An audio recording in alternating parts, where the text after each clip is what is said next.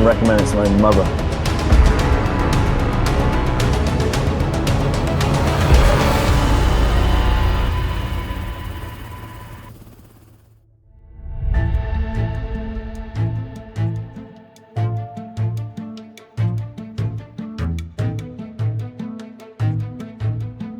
Wakhan Corridor, 14,107 feet. 1,200 Kyrgyz nomad. No roads in, no infrastructure out. 47 years. They were expelled from Soviet Kyrgyzstan in 1978. They never went back. Not because they couldn't. Because at 14,107 feet, in -4 degrees, stone is the best building material on Earth. They chose it.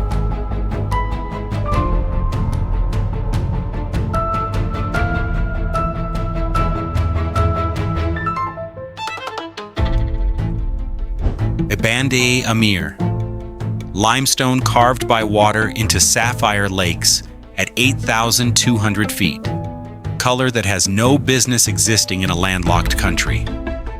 Nuristan, villages built directly into cliff faces, no separation between rock and room. Herat, stone cut into a mosque still in continuous use after 825 years.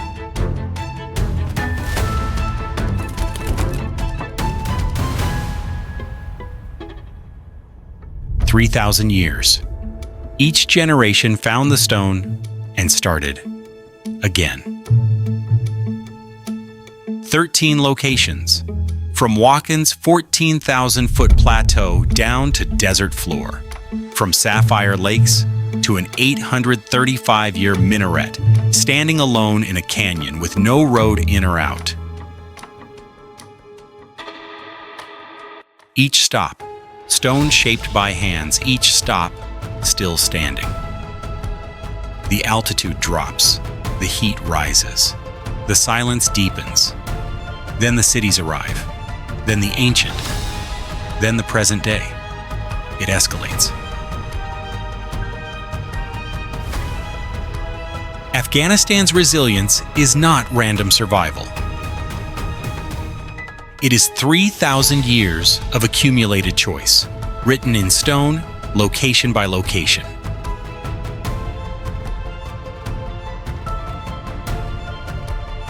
At the end of this journey, there is one place where the stone runs out, and a question worth $50 billion begins.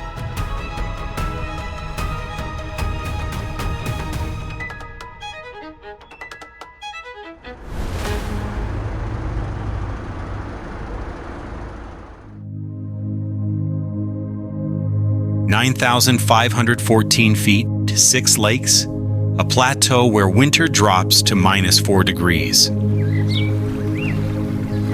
438 square kilometers of national park, established on May 22, 2009, in the middle of an active war. The travertine walls along the shore are pale, cream to white, against water that runs from turquoise to deep sapphire, depending on depth and angle of light. No two lakes look the same. One holds a darker stillness that suggests depth the eye can't measure.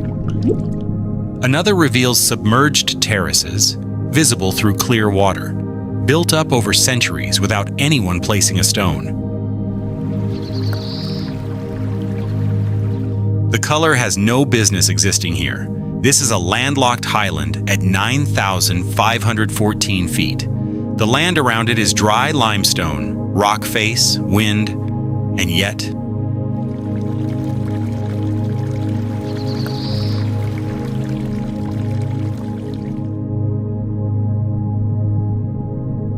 here is what's happening underground. Calcium-rich springs push up through fault lines in the limestone plateau. When that water reaches open air, carbon dioxide releases.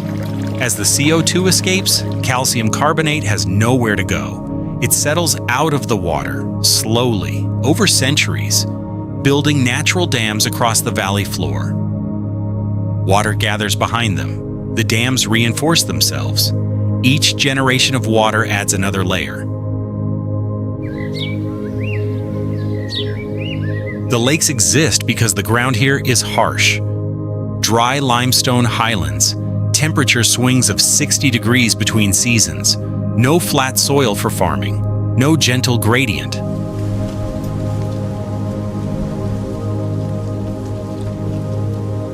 The harshness is the mechanism. Without the drought and the fractured rock, there is no CO2 degassing. Without degassing, no travertine dams. Without the dams, no lakes.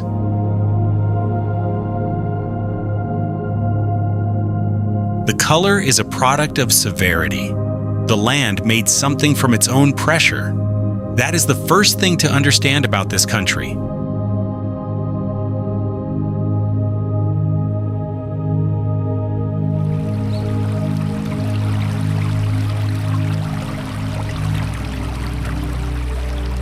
"5,000 people live in 14 villages inside the park boundaries.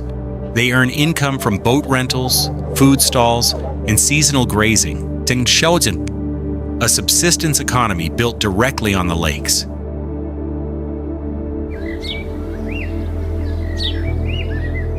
In 2009, when the park opened, roughly 25,000 visitors came. By 2018, that number had reached 169,900, a 579% increase in 9 years. More than 99% of those visitors were Afghan nationals, not foreign tourists, not researchers. Afghans coming to see what their own country holds during an active conflict. That number means something. In local tradition, Band-e Amir carries a presence tied to Imam Ali. The name translates as Dam of the Master. The water is believed to hold a blessing. Pilgrims have come here for centuries before there was a park, before there was a boundary, before there was a name in any government registry. On weekend evenings, families spread mats along the white rock shore. Children run near the water. The light softens on the cliffs. There is a rare luxury here: absolute quiet.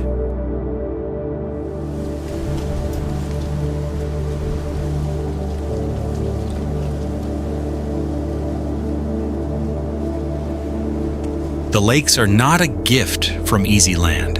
They are the product of centuries of pressure. Calcium forced out of fractured rock. Water held behind stone walls, built without intention. The same harshness that makes this plateau almost uninhabitable in winter is the reason the water is this color in summer. Resilience and color from the same source, that is worth holding. 47 miles northeast, the plateau opens toward a different kind of cliff. No water there, no color. What that cliff holds is the reverse of Band-e Amir. Not what severity built, but what human hands built, and what was taken.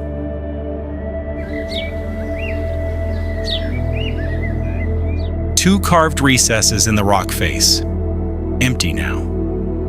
What stood inside them for 1,500 years is gone. But the stone that held them is still there.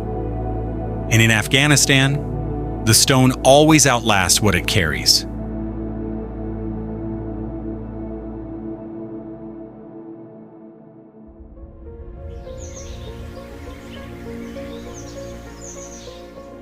Thin wisps of smoke rise from small openings in the sandstone cliff. Families are living inside the rock, cooking fires, children. Daily life folded into the same cliff face that has held people for over 1,500 years.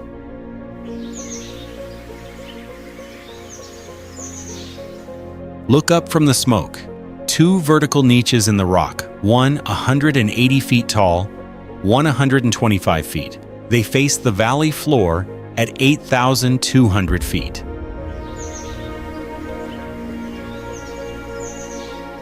The Buddhas carved into those niches in the 5th and 6th centuries stood for 1,400 years.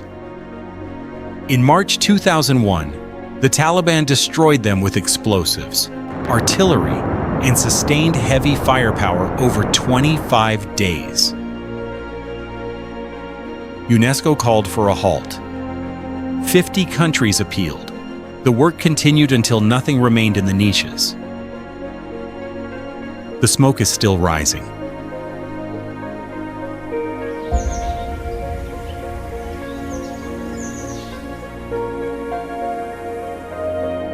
Look at the cliff face, not the empty niches. A few hundred meters from where the statues stood, the same sandstone shelters families, not because they have no choice and no means. Because at 8,200 feet, carved rock is the most rational housing available. Stone holds heat through highland winters that drop below freezing. Zero rent. Zero building material cost. Natural insulation that has worked without modification for 15 centuries. This is not poverty as its own explanation. This is the most efficient thermal shelter in a climate where the alternative is construction costs no income can cover.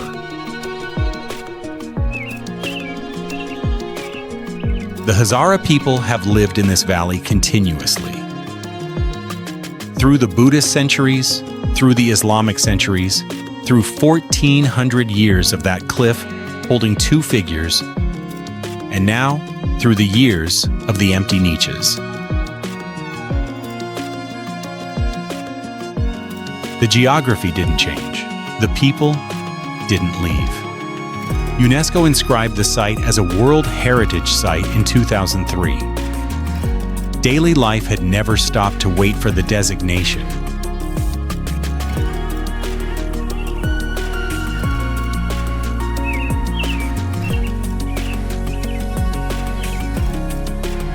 In 2014, BBC documented roughly 700 families living in the caves of Bamyan. By 2023, after the Taliban's return to power and the economic collapse that followed, the number had fallen to about 130. The drop is not recovery. It is how many families found enough income elsewhere to leave. The 130 who remain, men earning roughly $1 a day hauling produce on donkey carts through Bamiyan Bazaar. Women managing water and firewood entirely on foot, no pipes, no delivery, no infrastructure. The work of keeping a household running at altitude, in stone, with almost nothing. These are not people who stayed because staying was easy. The heritage at Bamyan doesn't sit behind glass. It breathes in the smoke coming from the cliff. The Hazara were here before the Buddhas were carved. They are here after the Buddhas were destroyed.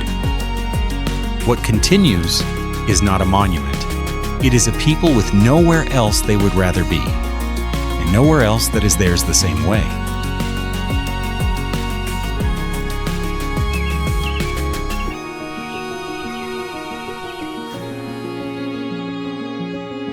The niches are empty, the cliff face is not. That is the only observation needed here.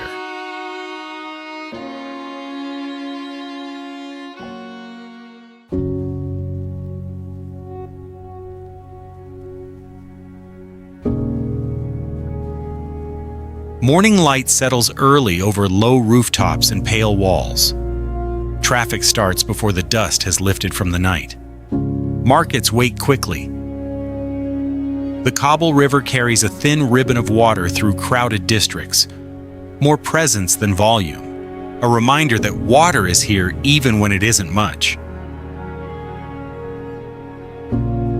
A wide valley at 5,873 feet, ringed by bare hills and distant snow.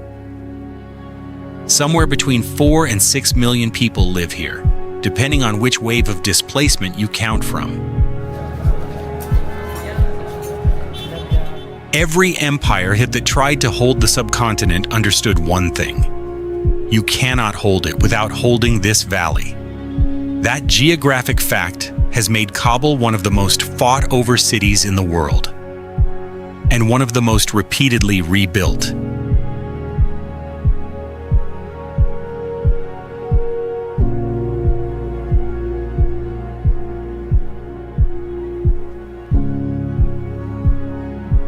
Bala Hissar has watched over this valley since at least the 5th century. Armies gathered within its walls. Rulers held power through its gates. Empires changed. The citadel remained. From its elevation, the full spread of modern Kabul is visible below, a city that has grown around what was built to command it.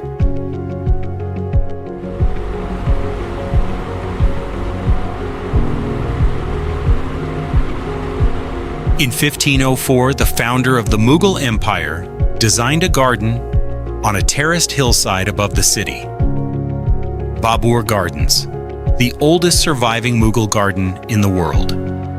It endured Soviet bombing, civil war, and the Taliban years. In 2002, the Aga Khan Trust began restoration. Families gather here on weekends. Children run along the narrow water channels. The city softens for a moment, briefly, reliably, in a garden that is older than the United States by more than 2.5 centuries. Darul Aman Palace, built in 1923, stands at the city's edge. Long halls, high windows, a monument to a period of reform that never fully arrived.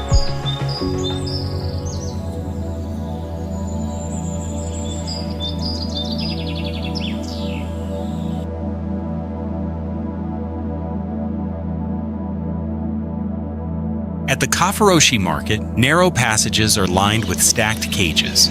Pigeons, partridges, songbirds. The sound is constant, a layered noise of fluttering and calling that fills the alley from ground to rooftop.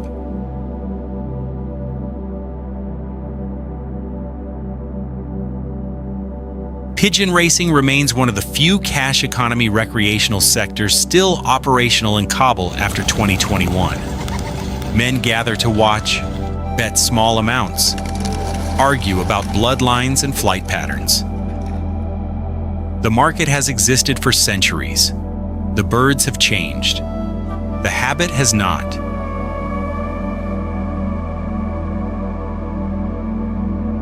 Culture in Kabul moves through private spaces now.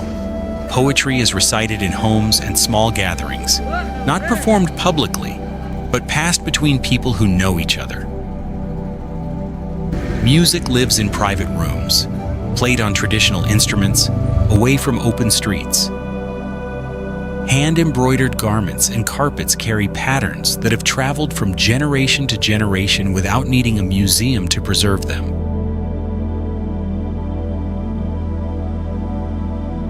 Religion shapes the rhythm. Mosques fill throughout the day. Prayer marks time. Religious calendars organize the year.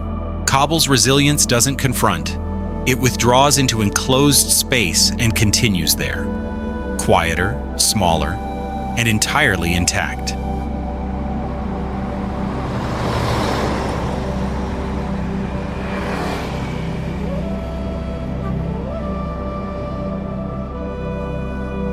A city of 4 to 6 million people, operating under pressure that would collapse most urban cultures. And it still has a bird market, still has poetry moving through private gatherings, still has families eating beside water channels in a Mughal garden from 1504. That is not small. That is a culture that learned how to carry itself through whatever arrives.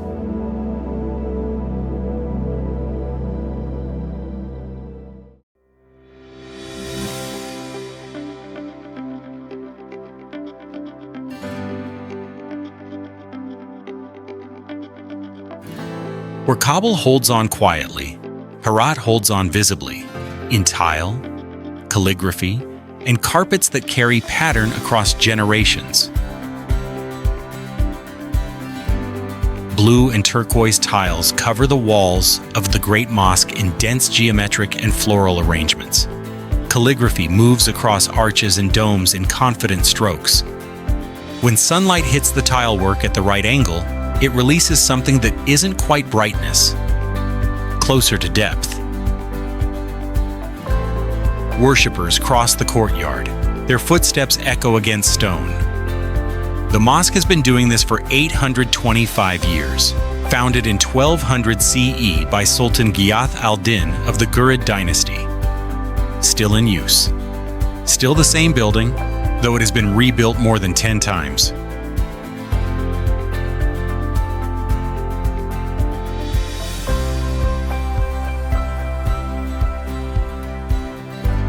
The list of forces that have come through Herat reads like a survey of world history.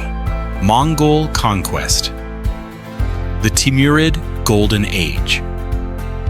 When Herat became a center of art, poetry, and architecture, from 1405 to 1507 CE.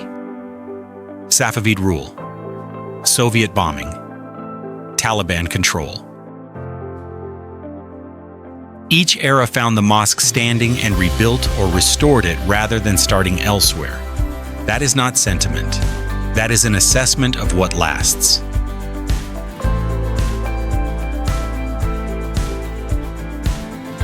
Herat's citadel stands on foundations that tradition traces to Alexander the Great in the 4th century BCE. Thick walls, strong towers, layers of brick and memory accumulated across 23 centuries. The city doesn't abandon its structures, it absorbs new damage into existing stone.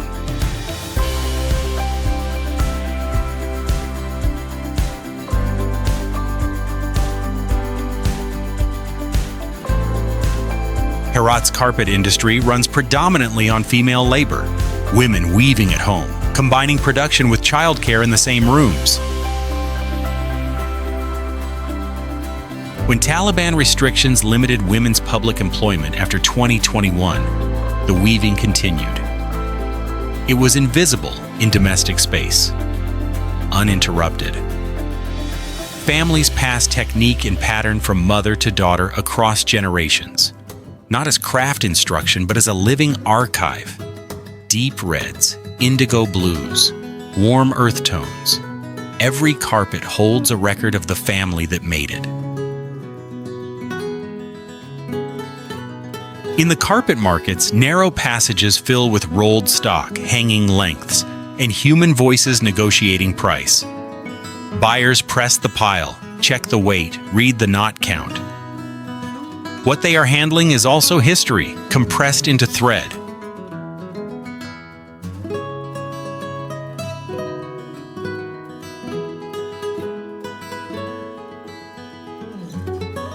In Herat, the thread of resilience is literal. It runs through the warp and weft of every carpet, through the tile geometry of every mosque wall, through the calligraphy pressed into stone for 825 continuous years. The city holds its memory publicly. Anyone can see it.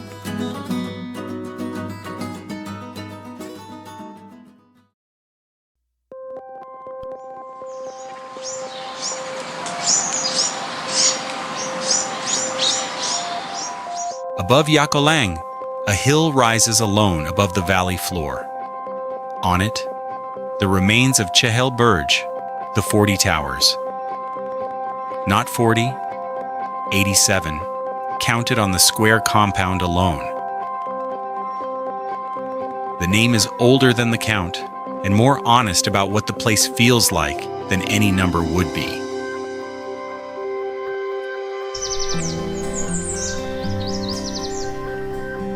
Wind, pale stone against open sky. The compound covers roughly 170 meters on each side, about 2 9/10 hectares of walls and towers sitting above everything below them, watching nothing in particular.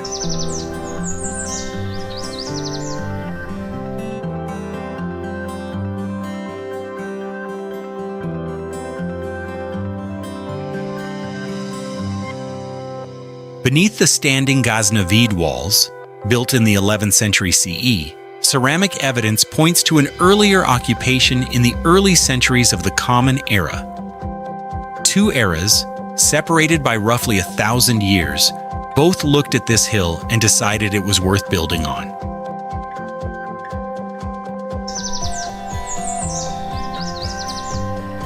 That is not coincidence. The hill lifts alone above the surrounding valley. No other ground position offers the same vantage. You don't need to understand military strategy to see why someone stood here and stayed.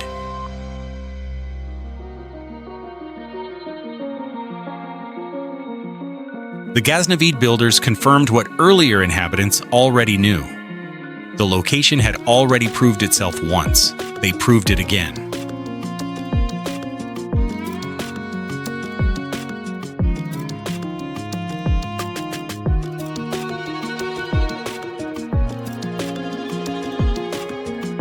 The enclosed ground nearby may have served more than defense. Festivals, gatherings, public events. A fortress that also drew people in.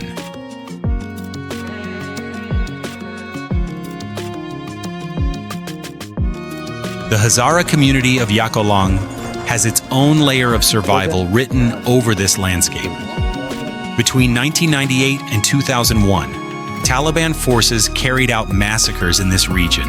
The community is still here.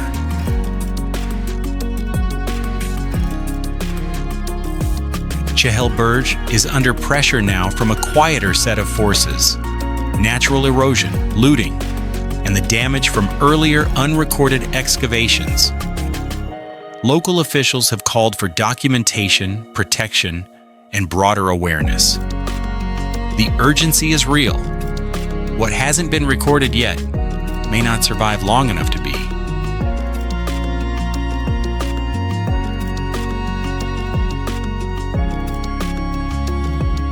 Chehel Burj does not announce itself. It sits on a hill in the wind and holds the memory of two different eras that both agreed. This place is worth something. That is enough. From these wind-worn towers, the road drops south toward a city that carries resilience differently. Not in stone you can see from a hill, but in a cloth locked inside a shrine. And in the political and spiritual weight it has held for 255 years without setting it down.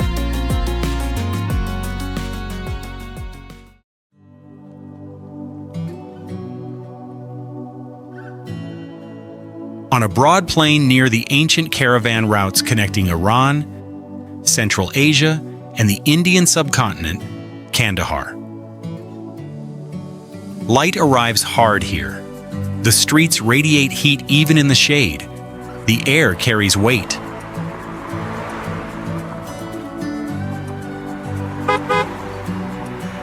Ahmad Shah Durrani chose this city as the first capital of modern Afghanistan in 1747 CE.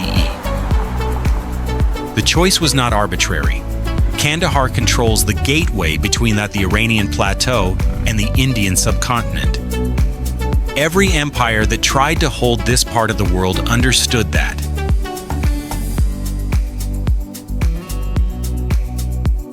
The city has never stopped being important. That is its character and its burden. At the city's center, the mausoleum of Ahmad Shah Durrani, an octagonal plan beneath a luminous blue dome, tall minarets, painted floral detail. A building that carries its occasion.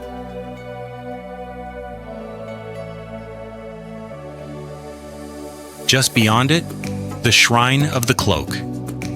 A cloth believed to have belonged to the Prophet Muhammad, brought to Kandahar by Ahmad Shah in 1769. It remains locked away, appearing only in moments of grave crisis or exceptional religious significance. 40 stone steps cut into the mountainside at Chilzina led to a vantage above the city. Ashoka left inscriptions here in the 3rd century BCE, bilingual, in Greek, and in Aramaic. Kandahar was the rare crossroads where the Mauryan Empire met the Hellenistic world simultaneously. The stone still carries both languages. That was 2,300 years ago.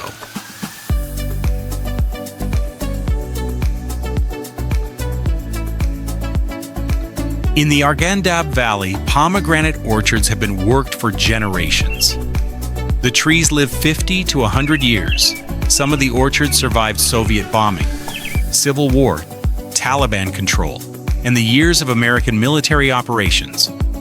Farmers maintained them through all of it. The trees outlasted every government that tried to own the ground beneath them.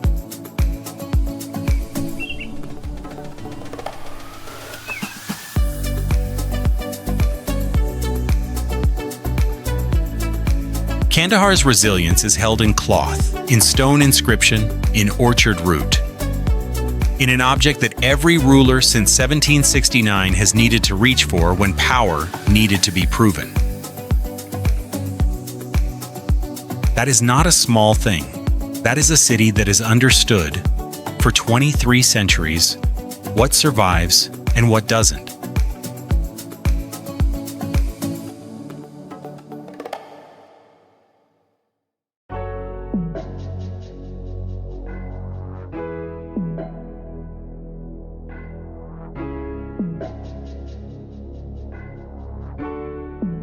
Logar Province, 25 miles southeast of Kabul.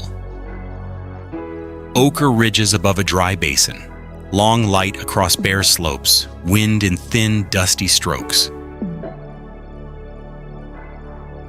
Beneath this ground, the world's second largest undeveloped copper deposit. And above it, a 2,000-year Buddhist monastery. Those two facts have been sitting next to each other since 2007, when China's Metallurgical Corporation signed a contract to extract the copper. The site is the place mentioned at the beginning of this journey, where the stone holds something worth $50 billion, and the question that followed that number. The question is still here. So is the stone. And as of July 24th, 2024, so are the machines.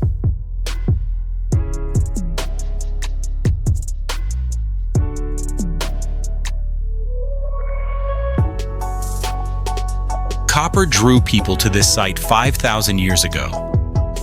Bronze Age smelters have been found beneath the Buddhist structures. The mountain was already an economic destination before it became a religious one.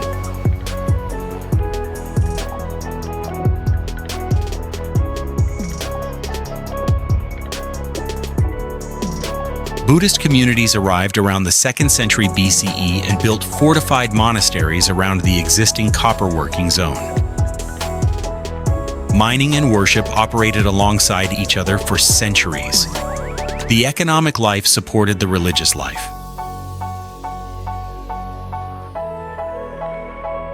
When archaeologists began systematic excavation in 2009, they found chapels, stupas, residential quarters, workshops, defensive walls. Mud statues of Buddhas and Bodhisattvas. Wall paintings with strong, preserved color. Wooden furniture, birch bark manuscripts, coins, metal objects.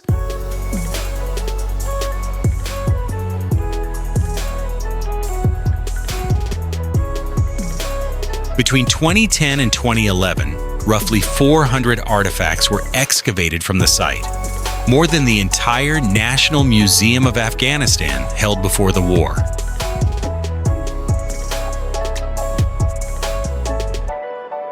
The 40-hectare Buddhist complex has been producing material for 15 years. The documentation is not complete.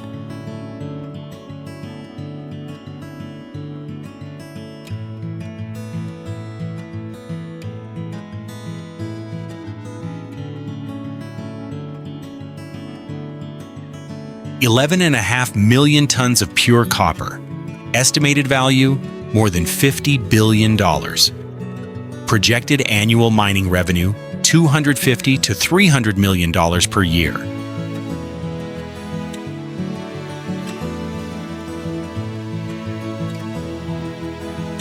In 2007, China's MCC signed a $2.9 billion contract to mine it. For 16 years, the site sat untouched. International pressure, logistical complexity, the Taliban takeover in 2021 renegotiated terms. That gap became something.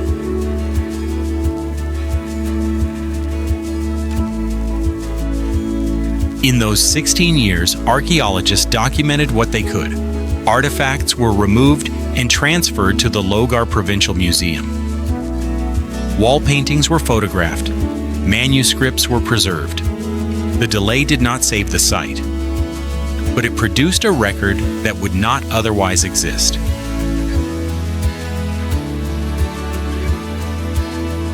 On July 24, 2024, Chinese contractors broke ground at Mes Aynak. Road construction began. The site is now active. 2,000 years of accumulated material, the tools to extract the $50 billion below it are running. Both of those things are true at the same time. The collision of the two is the question this journey has been carrying since the first sentence.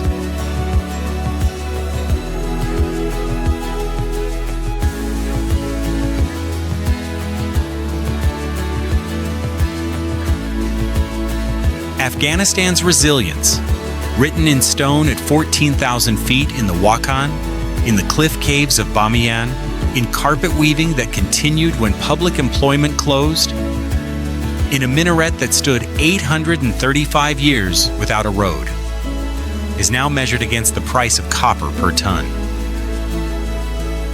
Which endures is not yet known. The 16 years between contract and groundbreaking is its own data point.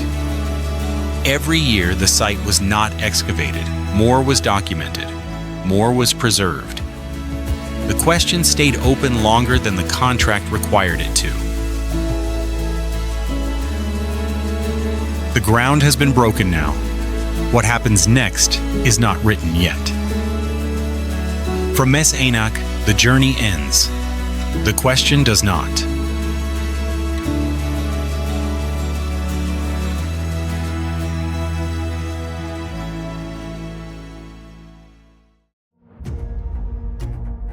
Wakhan stone walls, Band-e Amir limestone, Nuristan cliff faces, the minaret of jam, Bamyan smoke rising from the rock, Kandahar cloth locked in stone, Mes Aynak copper below stone that held 2,000 years of prayer. Stone was the thread. It ran through all of it. Stone doesn't explain itself. It doesn't need to. It was here before the empires arrived. It will be here after the question at Mes Aynak is answered, whichever way that goes. Afghanistan's resilience is not a conclusion. It is an ongoing fact, written into the ground, generation by generation, in a language that doesn't require translation. Return to Wakhan, 1,200 people. Stone homes. Sky that goes on past the point where the eye stops following. 3,000 years ago, someone looked at this rock and decided it was enough. They were right.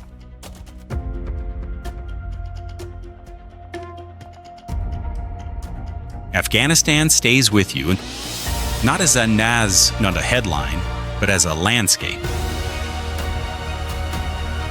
Thank you for traveling with us through every mile of this journey. Your time means everything to us. God bless you. God bless your family. And God bless every journey you take. If this journey touched your heart, share it. with your family, your friends, anyone who deserves to experience this. Subscribe and join us for the next one. We have special gifts waiting for you down the road.